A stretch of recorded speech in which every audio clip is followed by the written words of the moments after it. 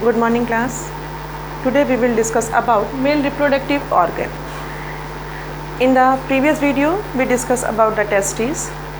Today we will discuss about other organs of male reproductive organ. See in the diagram, this is the male external genital organ known as the penis. In this penis,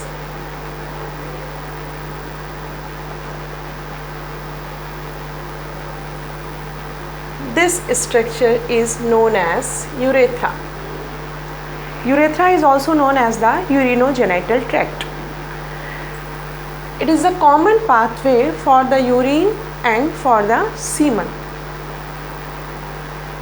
It is only pathway for the urine and the semen. But in the female reproductive organs, it have two paths, for the urine and for the genital. Then urethra is divided into the three parts. First, prostatic urethra, second is membranous urethra, and third is penile urethra. Penile urethra is transverse and open at the tip of glans penis. Penile urethra it is the tip of the glans penis, and by this semen and urine comes out. Then come on to this structure.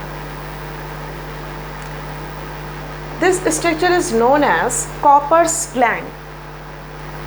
Cooper's gland is also known as bulbourethral gland. It is situated beneath the bladder and behind the urethra. Cooper's gland beneath the bladder and behind the urethra. Their secretion is slightly alkaline and act as lubricant and neutralizes any urine in urethra. Cooper's gland का काम क्या है कि जो urine इस urethra में आ रहा है उसको न्यूट्रलाइज करना. Then this structure is known as prostate gland. Lies in the pelvic cavity and it is the first part of urethra. Prostatic fluid forms about 20% of the volume of semen. Semen का जो 20% volume है, उस fluid का जो 20% volume है वो prostatic gland के द्वारा सिक्रीट किया जाता है. And it is slightly acidic and its pH is 6.5 and it is due to the presence of citric acid. Acidic क्यों है? सिट्रिक एसिड की प्रेजेंस की वजह से ये एसिडिक होता है. Prostatic secretion also contains substance necessary for sperm mobility. अब प्रोस्टेटिक ग्लैंड के पास जो फ्लूइड का सिक्रेशन है उसके पास जो सब्सटेंस हैं जो स्पर्म को मोबिलिटी में हेल्प करते हैं वो क्या क्या है? वो एल्बुमिन के नाम से नोट हुए हैं और बाकी दो एंजाइम्स हैं. Proteolytic enzymes are fibrinolysin and fibrinogenase. Prostate gland में स्पर्म की मोबिलिटी के लिए जो नेसेसरी कंटेंट्स हैं वो है एल्बुमिन और दो प्रोटियोलिटिक एंजाइम जिसको हम फाइब्रोनेलिसिन एंड फाइब्रोनोजिनेज के नाम से जानते हैं. Most important things about the prostatic gland is prostatic cancer. You here about the prostatic cancer. आपने प्रोस्टेटिक कैंसर का नाम सुना होगा. In the prostatic cancer, prostate gland increases in its size and chalk the urethra. जब prostatic gland बढ़ेगा तो क्या होगा कि यूरेथ्रा जो होता है वो चॉक हो जाता है, और जब चॉक हो जाएगा तो यूरिनेशन में बहुत प्रॉब्लम होती है। यूरिन सीक्रेट नहीं हो पाएगा, यूरिन बाहर नहीं आ पाएगा, धीरे धीरे या बहुत कम मात्रा में आएगा। ये बहुत ज़्यादा पेन देता है। And prostatic cancer about the 65 years old age, कम से कम 65-66 साल के जब लोग हो जाते हैं, बुज़ुर्ग पुरुष हो जाते हैं, तब प्रोस्टेटिक ग्लैंड बढ़ना शुरू हो जाता है। आपने देखा होगा कि बहुत से जो बुज़ुर्ग लोग हैं उनको यूरिन में बहुत ज़्यादा परेशानी होती है। ये प्रोस्टेटिक ग्लैंड के बढ़ने की वजह से होती है, और अगर सही समय पर इसका इलाज ना किया जाए तो ये प्रोस्टेटिक कैंसर का रूप ले लेता है। इस प्रोस्टेटिक कैंसर को हम प्रोस्टेटिक हाइपरप्लेजिया नाम से भी जानते हैं। इसलिए बहुत ज़्यादा केयर हमें अपने बुज़ुर्ग लोगों की करनी चाहिए, बाबा लोगों की, नाना लोगों की, क्योंकि बहुत से लोग कह नहीं पाते हैं कि वो किस समस्या में है, किस परेशानी में है।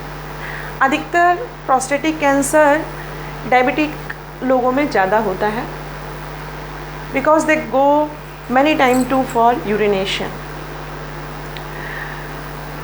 कम on the seminal vesicle. There are the two pouches of the seminal vesicle. It is situated at the junction of the prostate gland and vas deferens. इसके जंक्शन पर प्रोस्टेट ग्लैंड के और वास डेफरेंस के दो चीज़ें जहाँ मिल रही हैं, सेमिनल वेसिकल वहाँ स्थित है। And they secret seminal fluid containing 70% of semen. Semen में जो फ्लूइड है उसको 70% कंटेनिंग करने वाला कौन सा ऑर्गन है? Seminal vesicle. अब आते हैं वास डिफरेंस पर। It is the vas deferens.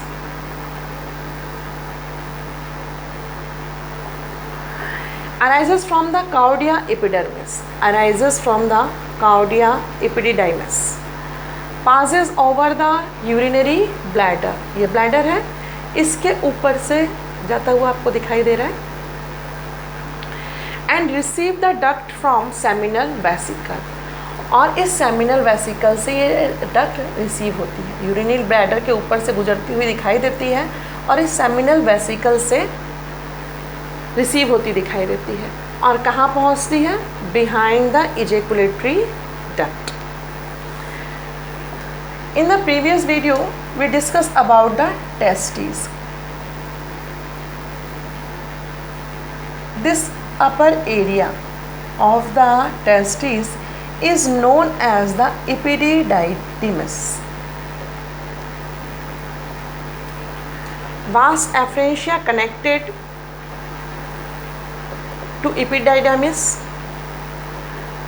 and vas efferentia conducted sperm into the epididymis. Epididymis is a narrow convoluted tubule found on the inner surface of testes, and it is derived from the Wolffian duct of the embryo. Embryo के समय ही Wolffian duct से ही epididymis derived होना शुरू कर देती है.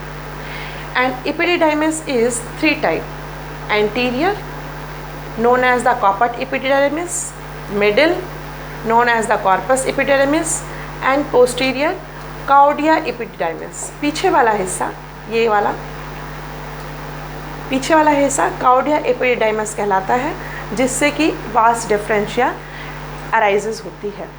This is the male reproductive organ, and in the next video we will discuss about the female reproductive organ. Thank you for watching this video.